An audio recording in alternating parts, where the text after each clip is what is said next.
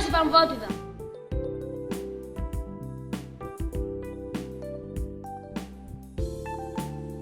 Τόσες φορές κάνουμε περίπατο στις όχθες της λίμνης μας. Κι όμως, γνωρίζουμε τόσο λίγα γι' αυτή.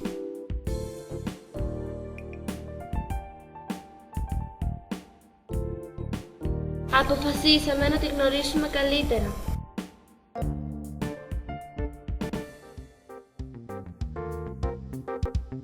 Πρώτα απευθυνθήκαμε στους ειδικούς.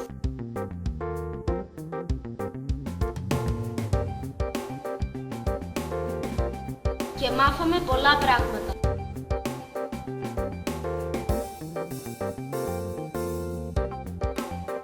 Γνωρίζετε ότι η λίμνη μας βρίσκεται εδώ πολλά εκατομμύρια χρόνια. Βέβαια τότε δεν ήταν όπως σήμερα. Ήταν πολύ μεγαλύτερη. Μίκρινε όμως σιγά σιγά.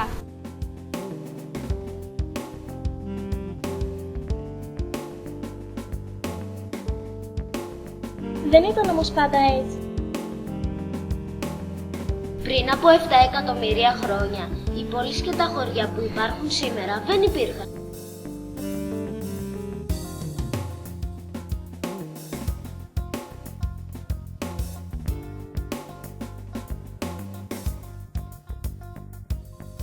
Εφτά εκατομμύρια χρόνια πριν, η λίμνη μας ήταν πολύ μεγαλύτερη.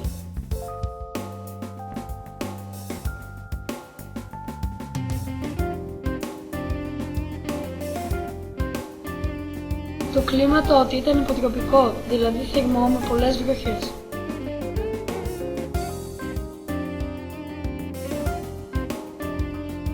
Στην περιοχή ζούσαν ζώα που ήταν πρόγονοι των σημερινών, αλλά κάπως διαφορετικά.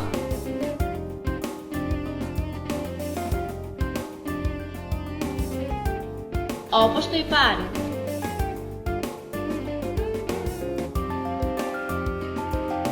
Τα παιδινά ήταν σαβάνα με ψηλή χλόη, ενώ τα βουνά ήταν κατάφυτα από δάση.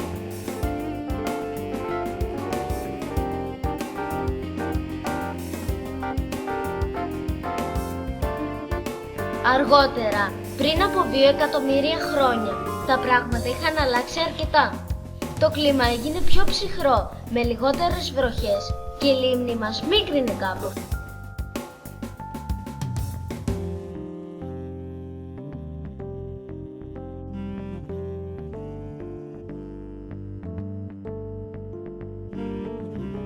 Ψηλά στα βουνά υπήρχαν κονοφόρα δέντρα, χαμηλότερα πυλοβόλα και στα παιδινά πόλεις.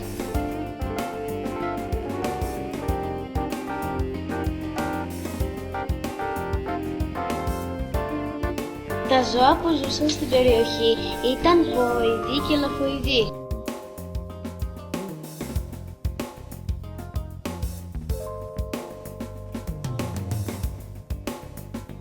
Πολύ αργότερα, περίπου πριν 25.000 χρόνια, η λίμνη μας έγινε ακόμη πιο μικρή.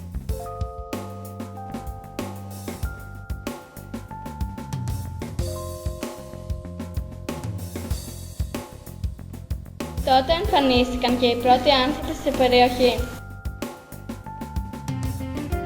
Ίχνη της ύπαρξής τους ανακαλύφθηκαν στο σπήλο της Καστρίτσας.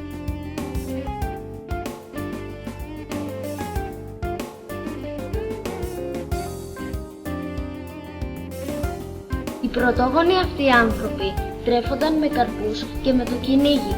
Το κυριότερο φύραμά τους ήταν τα ελάφια.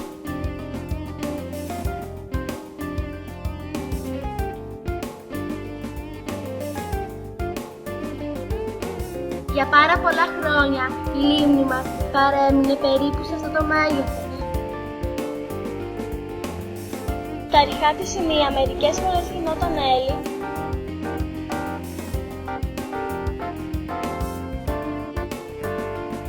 και άλλες φορές χρειαζόταν βάρκα για να τα διασχίσεις.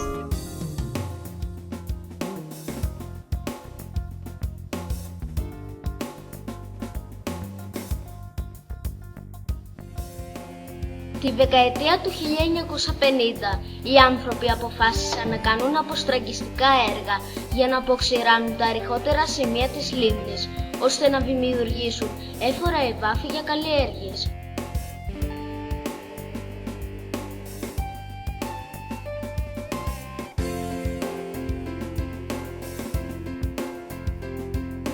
Τα νερά της περιοχής της Λαψίστας διοχετεύτηκαν στον ποταμό Καλαμά.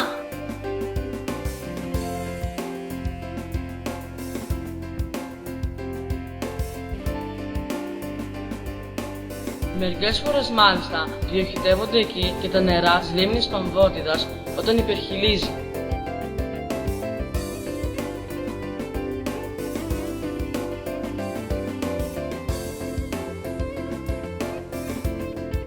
Έτσι, η λίμνη μας παραμένει σταθερή σε έκταση, αποφεύγοντας τις πλημμύρες.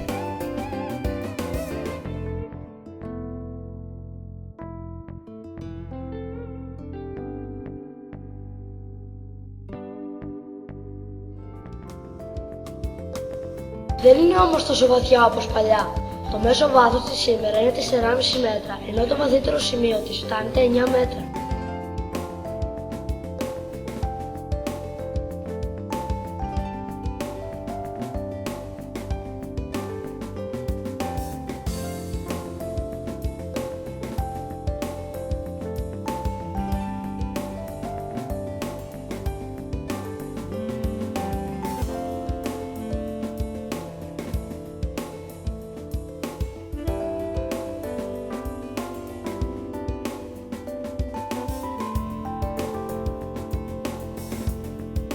Από πού έρχεται όμως όλο αυτό το νερό?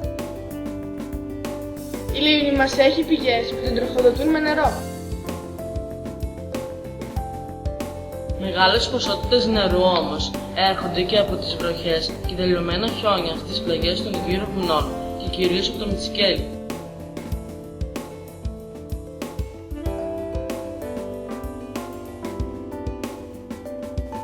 Όλα αυτά τα βουνά φαίνονται να σχηματίζουν μια τεράστια λεκάνη, τη λεγόμενη λεκάνη απορροής, η οποία φαίνεται καλύτερα αν κοιτάξουμε τη λίμνη από μια διαφορετική οπτική γωνία, λίγο πιο βόρεια.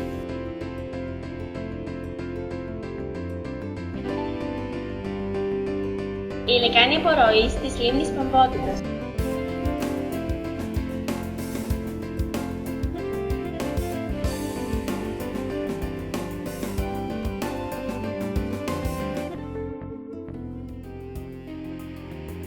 Τι πλάσματα να ζουν άραγε στο οικοσύστημά της? Προσπαθήσαμε να ανακαλύψουμε μερικά. Τα παρατηρήσαμε και τα φωτογραφίσαμε. Είδαμε καστανοκέφαλους γλάρους και σκουφοβουτιχτάρια. Φαλαρίδες και κορμοράνους.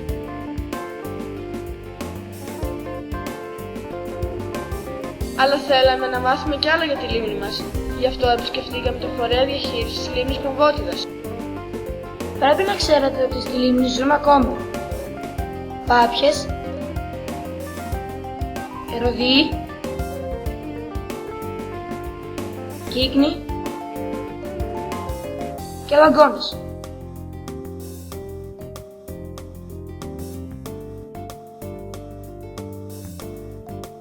Βέβαια υπάρχουν και πολλά άλλα είδη ζώων και πτηνών. Πολλά από αυτά συναντώνται συχνά, όπως βάτραχοι, νεροχελώνες, νερόφυδα και άλλα. Υπάρχουν όμως και μερικά πιο σπάνια που κινδυνεύουν από εξαφάνιση, όπως η βαλτόπαπια, η κίτρινομπομπίνα και ο λοφιοφόρος τρίτονας.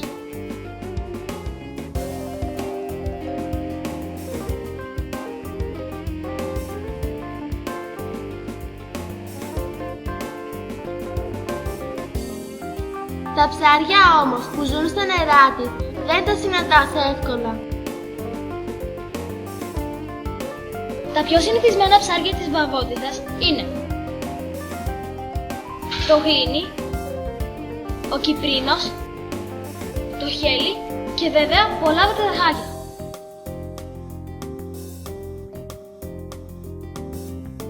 Όταν επισκεφτήκαμε το ηχθειοκινητικό σταθμό, είδαμε που μεγαλώνανε τα ψάρια κυπρίνοι, που μετά καταλήγουν στη λίμνη.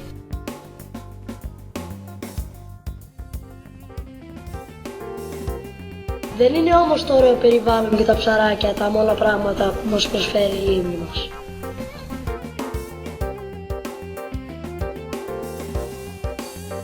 Ξέρετε ότι η λίμνη των Ιωαννίνων είναι από τις πιο κατάλληλες για αγώνες κοπηλασίας.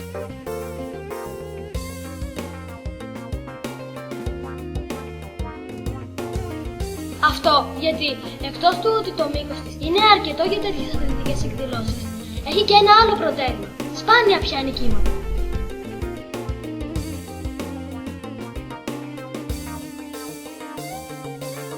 Όλα αυτά τα μάθαμε όταν επισκεφθήκαμε το ναυτικό όμιλο Ιωαννίνου. Ο ναυτικός όμιλος Ιωαννίνων έχει πολλά μέλη και πολλές διακρίσεις, όχι μόνο πανελλαδικά, αλλά και σε πανευρωπαϊκές και παγκόσμιες διοργανώσεις.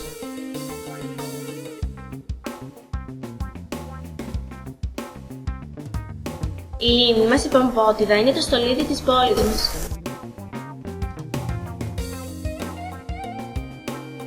Τώρα που τη γνωρίσαμε καλύτερα,